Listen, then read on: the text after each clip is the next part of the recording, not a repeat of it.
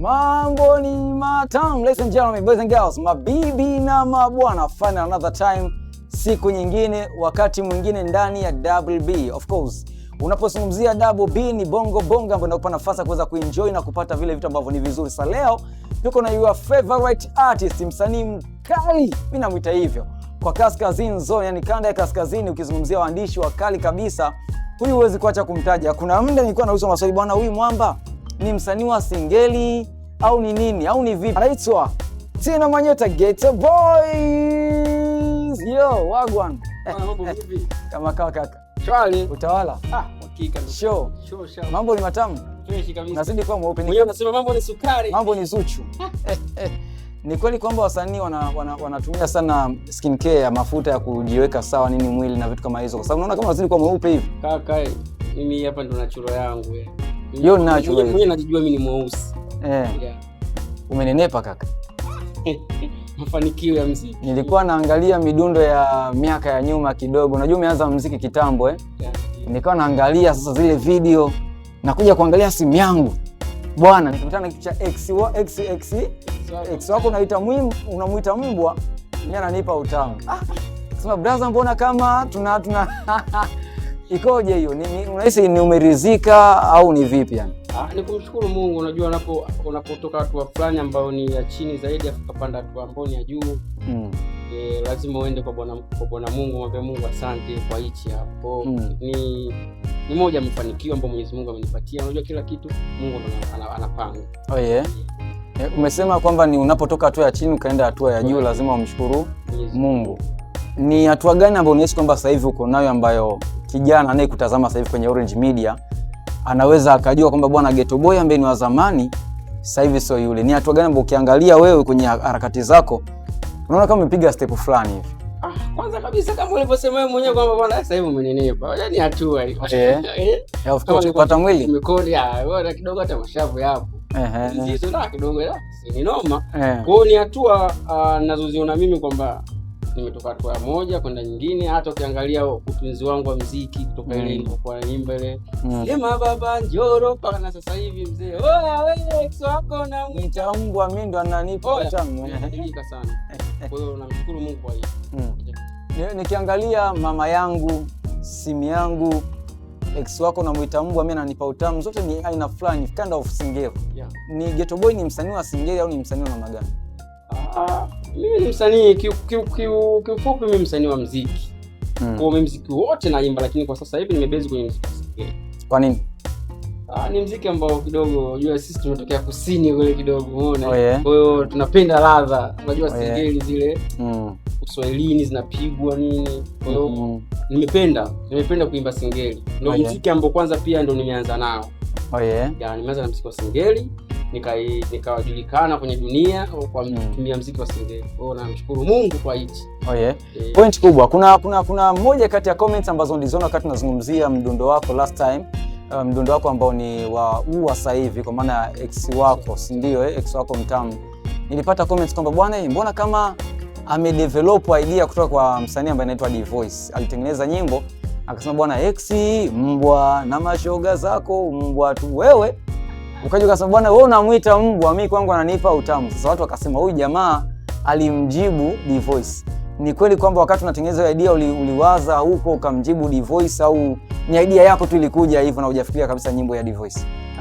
Kiukweli kwanza kabisa mimi wakati huaga na idea napataga nikiwa natembea. Natoka kwenye shughuli zangu, naenda nyumbani, naenda sehemu zote zile.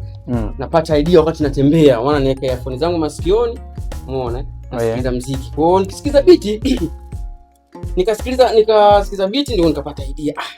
Mbona kama maex wanasemwa sana? Ex mbwa. Mimi wakati huo sijasikiliza nyimbo ya D-Voice. Mbona wanasemwa sana huyu mbwa yule sijui nini, fisi yule sijui nini, sijui kama umechoka ex wako sijui nini. Mimi nikasema hapana. Wanaonea. Kama mbona wanaonea? Inawezekana mimi mwanaume nina shida. Unaona mimi na matatizo. Kama amenifumania afu amekasirika mtoto wa watu akaondoka. Kwa nini nimwite mbwa na kati mimi ndo nina makosa? Basi mimi ndo kambwa kaka kiume. Unaona akasema basi hiyo kubwa kambwa fulani. Kiume. Hiyo nimeipenda. Bora mbwa ila kambwa. Kwani shida? Kanasumbua. Oh yeah. Unakafukuza kanarudi. Ndo kamu. Itabidi tuandike nyimbo ya Kambwa. Kwa ukawaza kwamba bwana kwa nini tutengeze kitu cha hivi? Basi ngoja nikasema kwa nini simsifie X? Oh yeah. Kama jamaa alimwacha afu mimi niko na. Si amemwacha afu mimi namuona dada watu namtongoza anafanyaje? Oh yeah. Anakubali. Mbona kama ni mtu wa kawaida si aliumizwa? Aliumizwa. Unaona? Basi nikasema bwana X wako mtamu. X wako mtamu yeye. Basi nikapata idea nikasema basi fresh. Nikampigia mwanangu Shadi Maela kwa dawa kule. Kama mwanangu na idea hii hapa. Vipi wakachoo kola sijaitengeneza bado. Ile sio wewe X wako unamwita Mungu. Mimi ndo ananipa utamu. Kwa nilikuwa na idea tu ya kawaida ile. Nikaimba pale akanitengenezea beat. Za beat ndio hiyo X wako mtamu nimeipata wakati nafanya mazoezi ya hiyo beat. Oh yeah. Mtamu maana nilikuwa nasema usimuite X mbwa. Yaani ya kawaida. Kama ulianza kulipa ile miondoko ya unajua Rayvanny pia amewahi kumzungumzia X. Alimpiga sana mwanamke wake at the time akaondoka zake nini baadaye bwana X wangu bwana mbona kama unapendeza sana. So kumbe ni kwamba unawezekana na mtu afa akaenda kwa mtu mwingine akawa mtamu zaidi kwenye kupendeza nini. Sasa mimi kwangu mimi ndo Mr. Max. Oh yeah. Wewe ndo Mr. Max. Kwa ni Ghetto Boy, Tino Manyota, aka Mr. Max, baba huruma Max yote. Ukimwacha mpenzi wako, ukimwacha mke wako, oh yeah, mtafute kwangu. Oh yeah. Mama amekuacha yeye njoo. Come here. Okay. Bwana noma sana. By the way, nyimbo imepokelewa sana na tumeona ikiwa played kwenye PlayStations, kwenye radio stations nyingi. Wengi wanazipiga na hata mtaani ukipita. Sidhani kama kuna mtu anaweza kapita library 3 asikute library moja inapiga nyimbo ya X wako, si ndio mtamu, si ndio Unahisi ni nini ambacho kimeifanya X wako mtamu ikafanikiwa sana? Na nyingine ambazo umeshatoa miaka ya nyuma, siku za nyuma zilifanikiwa. Ila hii kama inapewa nguvu sana ni kwamba watu wameshaachwa sana au Max ndo ameipa nguvu sana au nini? Kuna siri gani hapo? Unajua watu wengi sana wanaachana. Yaani maisha duniani, yaani issue za mapenzi. Oh yeah. Yaani mapenzi hapo hivi. Unamtongoza mtu mnapendana, mnaenjoy, mnachokana. Yaani hiyo ndo system ya mapenzi. Unamtongoza kama umemuona, afu mnapendana. Baada ya kukubalia sasa. Mnapendana. Mnaenjoy maisha. Hapo yanaisha. Akiisha sasa. Ni kwisha. Yaani hapo ni kwisha, wanasema bana, so baada ya hapo ndo inakuja sasa mambo ya X sasa. Kwa hiyo sasa hao watu yani ndio kwenye mfumo huo. Hivyo imagine kuanzia Januari mpaka Desemba. Wameachana watu wangapi? Kila siku watu wanaachana, kila sekunde. Kila siku watu wanaachana. Na Valentine Day ndo watu wameachana sasa. Oya, nimepigwa simu mimi. Wewe unaonekana umepata X kwa sababu hii kodi sielewi. Hii Valentine Day unajua. Oh yeah. Nikapata message, oye kaka Tino nimeachika huku vipi? Kama nafasi kwanza imejaa, unajua si nina wengi huko. Na wengi. Mbona Valentine Day umeachika wengi kaka? Ni balaa. Kwa ndio hicho nilichokipata. Oh yeah. Na ndio tofauti ambao nyimbo ime trend sana kwa sababu watu wanaachika. Oh yeah. Unajua mwanamke, unajua wewe kama una mpenzi wako, alafu mwisho wa siku ule mpenzi wako anakuomba baby naomba 2000. Unaambia mimi sina bwana, nini? Sina, kila siku akatoe wapi? Akatoe wapi? Inabidi aende kwa Tino Manyota. Akienda akija kwangu mimi nampa. Oh yeah. Ukikana mimi unaanza wivu inaachana. Oh yeah. Umeona? Kwa hiyo ni Valentine Day umeachana watu wengi sana. Kwa hiyo nyimbo yangu Tino Manyota, sorry, hauna wife? Hujaoa? Oh ndugu yangu. Sasa okay, sawa. Nitaka kujua kitu kimoja hapo. Una ndoa, si ndio? Mimi nina ndoa kabisa. Siko live sasa hii unaonekana kwenye Orange Media, Instagram na YouTube pia na Facebook. Mke wako anakutazama, umeshajiita Mr. Max. Haijakuletea shida maskani hiyo kwamba kumbe unanichora ukoona mimi ni X kwako yani. Haijakuletea hizo mambo hizo mbanga za kukumbanisha. Kwa kiufupi tu nina mke ambaye ni muelewa. Oh yeah. Mke muelewa. Mke wangu Mama Alphonse. Mama Alphonse. Nakupenda sana. Oh yeah. Unaona?